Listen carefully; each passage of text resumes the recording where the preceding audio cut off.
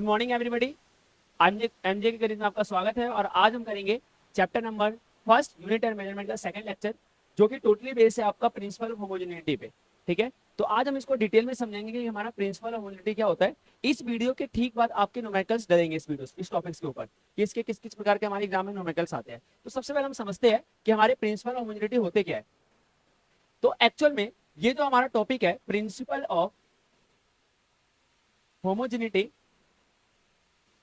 Principal of homogeneity ये कहता है कि dimension of LHS should be equal to dimension of RHS।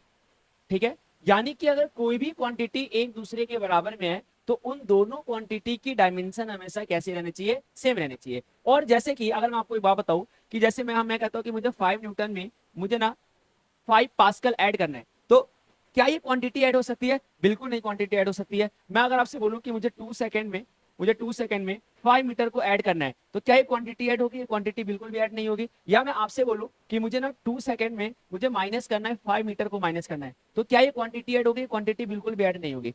तो हमारा प्रिंसिपल ऑफ होमोजेनिटी ये कहता है कि अगर हमारे पास कोई भी क्वांटिटी है तो उसको ऐड या सब्ट्रैक्ट होने के लिए उस क्वांटिटी का डायमेंशन या उस क्वांटिटी का ऐसा यूनिट ऐसा होना चाहिए, सेम होना चाहिए। जैसे अगर मैं बोलूं आपको कि 5 मीटर प्लस में 5 मीटर हमारा क्या होता है 10 मीटर, ये क्वांटिटी बहुत इजीली सब्ट्रैक्ट हो गया, ऐड हो गया हमारा। 10 मीटर में से अगर मैं 5 मीटर माइनस करूंगा तो हमारा आंसर आएगा 5 मीटर आंसर आएगा। तो ये जो क्वांटिटी है ये हमारा ऐड करूं या इसको सब्ट्रैक्ट करूं, तो एक जैसी क्वांटिटी क्या होती है हमारी ऐड होती है, या एक जैसी क्वांटिटी हमारी कैसी होती है, सब्ट्रैक्ट होती है।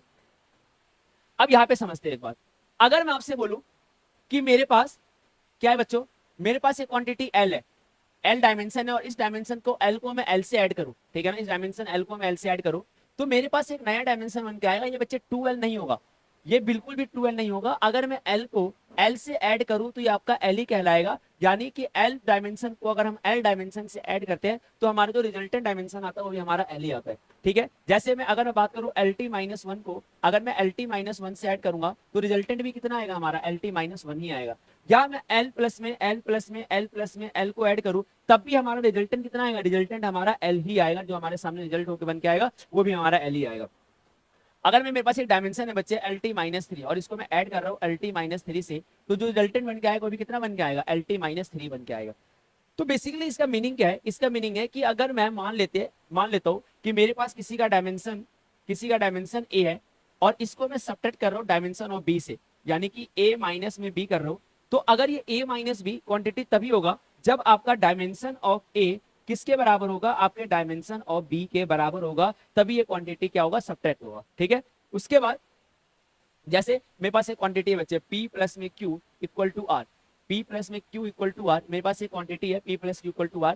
तो इस जो मैंने यहाँ पे एक इक्वेशन लिखी है, मैंने यहाँ पे एक चीज, एक स्टेटमेंट लिखी है, इस स्टेटमेंट का मीनिंग क्या है कि इसका मीनिंग है कि डायमेंशन ऑफ P जो हमारा इक्वल है किसके इक्वल है, डायमेंशन ऑफ Q के इक्वल है। या मैं कह सकता हूँ कि dimension of P should be equal to dimension of R, या मैं कह सकता हूँ कि dimension of Q equal to dimension of R।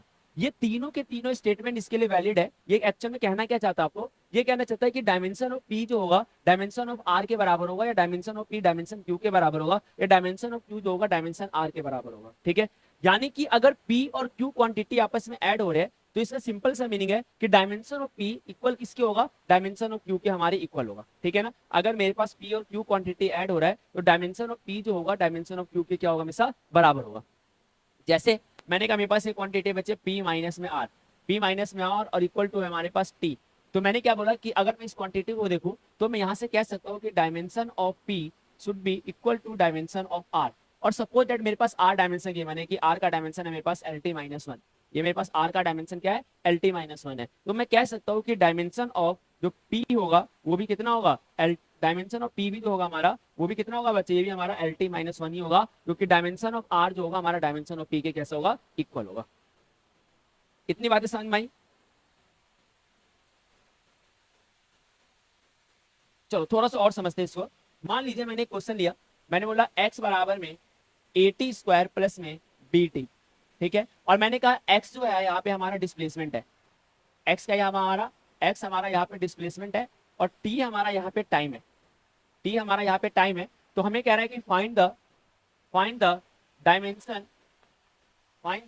Dimension of A and B, यानी कि बेसिकली हमें डायमेंशन ए और बी का हमें डायमेंशन निकालना है यहाँ पे। तो ए और बी का डायमेंशन कैसे निकालेंगे? मैंने आपको क्या बताया कि डायमेंशन ऑफ एक्स जो होगा dimension of A T square के बराबर होगा, ठीक है। तो यानी कि डायमेंशन ऑफ एक्स जो होगा वो dimension of A T square के इक्वल होगा। क्यों होगा? क्योंकि यहाँ पे मैंने आपको बताया था कि एलएचएस का डायमेंशन हमेशा आरएचएस के डायमेंशन के इक्वल होगा, चाहे वो ऐड हो रहे हो तो पर्टिकुलर चीजें पर्टिकुलर डायमेंशन के बराबर होगा। तो डायमेंशन ऑफ एक्स किसके बराबर है? Dimension of A T square के बराबर है। यानी कि यहाँ पे मैं लिख सकता हूँ डायमेंशन ऑफ एक्स क्या होता है हमारा, ये हमारा डिस्प्लेसमेंट, इसका डायमेंशन एल बना, तो एल बराबर में ए इंटू में इसका डायमेंशन टी बना, तो ए बराबर में ये बना हमारा एल अपॉन में टी, यानी कि ए का जो डायमेंशन बना वो बना एल टी माइनस में 1। This is the dimension of A. याद है, समझ में आया? लेकिन अगर मुझे बी का डायमेंशन निकालना है तो मैं फिर से कह सकता हूँ, अब इसको निकालने के दो दो तरीके हो गए। मैं इसका कंपेयर इससे भी करवा सकता हूँ और इसका कंपेयर इससे भी करवा सकता हूँ, ठीक है ना, क्योंकि मुझे ए का डायमेंशन ऑलरेडी पता चल चुका है। तो मैं यहाँ पे लिखूंगा कि dimension of X equal to dimension of B T, ठीक है, डायमेंशन ऑफ बी टी, इसे इसे इसे स्क्वायर कर लेते हैं, इसे स्क्वायर कर लेते हैं, तो dimension of B T square हो गया हमारा, ठीक है। तो यहाँ से हमारा क्या बनेगा, डायमेंशन ऑफ एक्स कितना मेरा एल है, डायमेंशन ऑफ बी टी का क्या बनेगा, डायमेंशन टी टू बनेगा, यानी कि बी का डायमेंशन आ गया एल अपॉन में टी की पावर 2, यानी कि एल टी माइनस में 2, ये द डायमेंशन ऑफ बी। यहां तक सभी को क्लियर हुआ? यानी कि प्रिंसिपल होमोजेनिटी ये कहता है कि dimension of LHS should be always equal to dimension of LHS plus particularly अगर कोई डायमेंशन आपस में ऐड हो रहे हैं तो उनका डायमेंशन कैसा होना चाहिए, इक्वल होना चाहिए। जैसे कि डायमेंशन आप चेक कर लो, डायमेंशन ऑफ एटी किसके बराबर होगा, बीटी स्क्वायर के बराबर होगा, या डायमेंशन ऑफ एटी किसके बराबर होगा, एक्स के बराबर होगा, या डायमेंशन ऑफ बीटी स्क्वायर भी किसके बराबर होगा, ये भी एक्स के बराबर होगा, ठीक है। जैसे एक और एग्जाम्पल उठाते हैं हम यहाँ से, इसे नोट डाउन कर लेना फटाफट। मैंने कहा बच्चे एक्स बराबर में ए टी स्क्वायर प्लस में बी टी क्यूब प्लस में सी,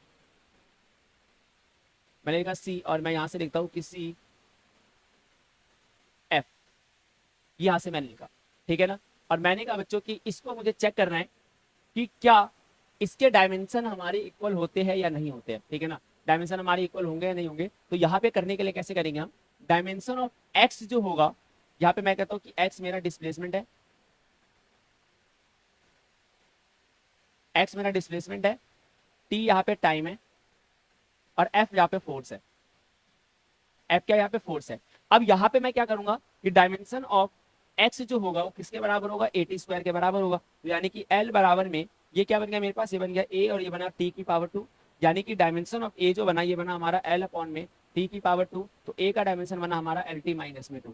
याद है सर, माई ए का डायमेंशन आ गया। फिर अगर मुझे बी निकालना हो तो हम ऐसे ही लिखेंगे इसको स्टेटमेंट में कि dimension of B equal to dimension of X के बराबर है। तो डायमेंशन ऑफ एक्स है कितना हमारा, इसका डायमेंशन एल है, और डायमेंशन ऑफ बी किसके बराबर है, ये हमारा बी और टी की पावर 3 है, यानी कि जो हमारा बी का डायमेंशन आ गया एल अपॉन में टी की पावर 3, यानी कि डायमेंशन कितना आ गया बच्चे, ये आ गया एल टी माइनस में 3, that is the dimension of B, ठीक है ना। उसके बाद अगर मैं सी का डायमेंशन निकालना हो तो dimension of X equal to dimension of C F, यानी कि डायमेंशन ऑफ एक्स कितना बनेगा, एल बनेगा, डायमेंशन ऑफ सी नहीं पता, एफ फोर का dimension M L T minus में 2, यानी कि अगर सी का डायमेंशन निकालना है तो एल अपॉन में एम एल टी माइनस में 2, एल से एल गया, यानी कि सी का डायमेंशन क्या बना बच्चे, सी का जो डायमेंशन होगा ये बनेगा एम की पावर माइनस में 1 और टी की power 2, that is the dimension of C. और यहाँ पे आप चेक कर सकते हो कि जितने भी डायमेंशन हमारे सब एक दूसरे कैसे होंगे, बराबर होंगे, यानी कि डायमेंशन ऑफ एलएचएस ऑलवेज किसके इक्वल होगा, डायमेंशन ऑफ आरएचएस के इक्वल होगा, ठीक है। चलो मैं एक और एग्जांपल उठाता हूँ। मैंने लिखा बच्चे p माइनस में a, p माइनस में इक्वल टू, हम कुछ भी ले लेते हैं, p माइनस में a इक्वल टू एक कांस्टेंट n ले लिया, p माइनस इक्वल टू में n। तो यानी इसके स्टेटमेंट का मीनिंग क्या हुआ कि मुझे ना यहाँ पे p हमारा प्रेशर है, p क्या है, प्रेशर है, और मुझे a का डायमेंशन निकालना है कि a का डायमेंशन क्या होगा। तो अगर मुझे a का डायमेंशन निकालना है और मुझे p पता है, तो यानी कि मैं क्या कर सकता हूँ, यहाँ से ध्यान से देखना, यहाँ से कि dimension of p equal to dimension of a की इक्वल होगा। तो यानी कि प्रेशर का डायमेंशन क्या होता है, तो प्रेशर का डायमेंशन यहाँ पे निकालते हैं, फोर्स अपॉन में क्या बनेगा, एरिया, तो p बराबर में फोर्स का क्या बनेगा, एम एल टी माइनस में 2, और एरिया का बनेगा L2। ये हमारा प्रेशर का डायमेंशन आ गया, यानी कि अगर मैं एक एल से एल काटूं तो p बराबर में बनेगा एम एल माइनस 1 और t माइनस में 2, that is the dimension of pressure. अब यहाँ से डायमेंशन ऑफ p किसके बराबर है, डायमेंशन ए के बराबर है, तो p का डायमेंशन कितना हमारा M L minus 1 T minus में 2, ये किसका डायमेंशन आ गया, हमारा a का डायमेंशन आ गया। यहाँ तक क्लियर हुआ सभी को? यानी कि p माइनस ए करा, यानी कि दो क्वांटिटी अगर हमारा यहाँ पे सब्ट्रैक्ट हो रहा है, दो क्वांटिटी अगर हमारा यहाँ पे सब्ट्रैक्ट हो रहा है, इसका मीनिंग क्या हुआ कि डायमेंशन ऑफ p जो है हमारे डायमेंशन ऑफ a के कैसे हमारे बिल्कुल इक्वल है। यहाँ तक सभी को क्लियर है? चलो आगे बढ़े। एक और जनरली हम क्वेश्चन उठाते हैं और ये हमारा क्या कहता है बच्चे, प्रिंसिपल होमोजेनिटी। जैसे कि हम जनरली एक क्वेश्चन उठाए यहाँ से, तो मान लीजिए कि मैंने एक एग्जांपल लिया, मैंने लिखा v माइनस में t बराबर में a, ठीक है, v माइनस में t बराबर में a। अब मैंने कहा मुझे यहाँ पे a का डायमेंशन चाहिए, a का डायमेंशन चाहिए मुझे कि a का जनरली डायमेंशन आएगा क्या। तो a का जो बच्चे डायमेंशन आएगा यानी कि v माइनस टी बराबर में a, और मैंने कहा जो v है यहाँ पे, v हमारा वॉल्यूम है, v क्या हमारा वॉल्यूम है। तो कह रहा बताओ t और a का डायमेंशन क्या बनेगा, t का डायमेंशन और a का डायमेंशन पूछना, हमें नहीं पता। तो हमें पता है कि डायमेंशन ऑफ v किसके बराबर होगा, डायमेंशन ऑफ t के बराबर होगा। v अगर वॉल्यूम में, इसका डायमेंशन क्या बना, l की पावर में 3 बराबर में t, यानी कि t का डायमेंशन कितना आ गया, ये बना हमारा l की पावर 3, ये हमारा t का डायमेंशन आ गया। और अगर मुझे इसी का निकालना हो किसका, a का डायमेंशन, तो आपको पता है कि डायमेंशन ऑफ v भी किसके बराबर होगा, डायमेंशन ऑफ a के बराबर होगा। तो डायमेंशन ऑफ v कितना है हमारा, l की पावर 3, और ये बनेगा हमारा a, यानी कि a का जो डायमेंशन बना ये भी कितना बना, ये बना हमारा l की पावर 3।